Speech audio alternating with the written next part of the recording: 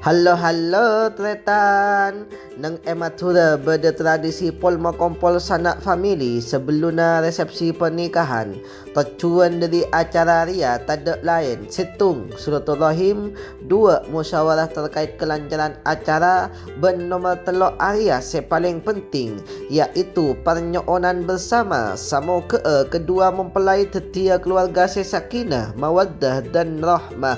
Amin ya rabbal alamin. Aria beda divisi perdeporan, beda tuan rumah nasi anya mampu asna ben beda orang-orang se madain cukok madain nase sabak ka benci cukok ne sabak ka pereng bang pebeng mi ben en lain nah tretan iya ada bagian patian beda se mau ke cukoan ka tobung beda se mau ke kuana ka tobung beda se ating tuting ya atanya de remah ko pinaria masak kapila ya se ebe kia ka sanak family beda divisi perkontrolan ya neneng luar ngabes aki orang abe klimbek beda be samia beda cong topik beda cong lilur aria se aja ge korang enjeen ate ben ko pinah iya. Acara Aria disponsori oleh 234G Samsu dan pada akhirnya divisi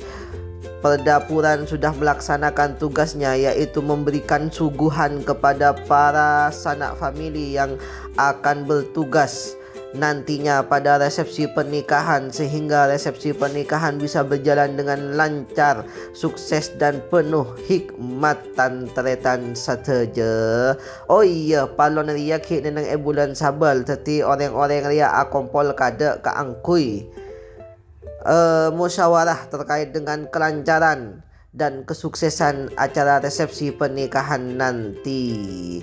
Dan pada akhirnya acara ini diakhiri dengan pembacaan solawat Allahumma salli ala Muhammad. Acara ini sudah selesai tantretan mata sekelangkong dek ka seteja sanak family se ampon labu dek ka undangan Bapak Junaidi dan Ibu Asna samo ke